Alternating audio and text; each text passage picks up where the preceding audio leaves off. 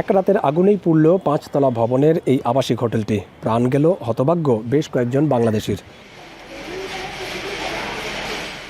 কলকাতার new market এলাকার মির্জা গালিব স্ট্রিটের শিখাহীন হোটেলটিতে মধ্যরাতের ভয়াবহ আগুনে ঘুমন্ত অবস্থায় যাদের প্রাণ গেল তাদের প্রায় সবাই বাংলাদেশি নাগরিক। কেউ এসেছিলেন চিকিৎসা করাতে, কেউ হয়তো ঘুরতে।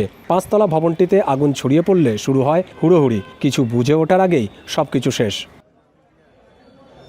হোটেলের ৩ তলায় প্রথমে আগুন লাগলে তা দ্রুত ছড়িয়ে পড়ে অন্তত ৪টি কক্ষে। কালো ধোঁয়া পুরো ভবনে ছড়িয়ে পড়লে পরিস্থিতি ভয়াবহ হয়ে ওঠে। প্রায় ২ ঘন্টার চেষ্টায় আগুন নিয়ন্ত্রণে আনতে সক্ষম হয় দমকল বাহিনী। তবে এর আগেই হোটেলের একটি অংশে আগুনে পুড়ে ক্ষতিগ্রস্ত হয়। হোটেলটির প্রবেশ ও বের হওয়ার পথ সংকীর্ণ থাকায় অনেকেই ভেতরে আটকা পড়েন।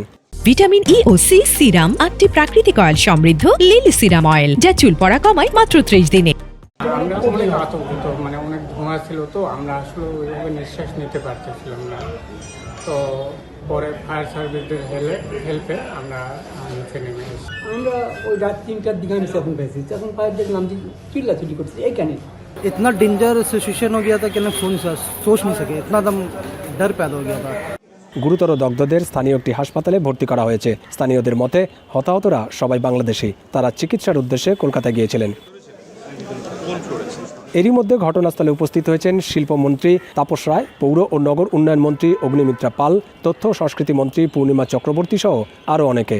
যে ধরনের সমস্ত পারমিশন লাইসেন্সের দরকার হয় সেগুলো আছে কিনা সেগুলো দেখা হবে, তাদের অ্যারেস্ট করা হবে এবং আইন অনুযায়ী তাদের বিরুদ্ধে ব্যবস্থা নেওয়া হবে।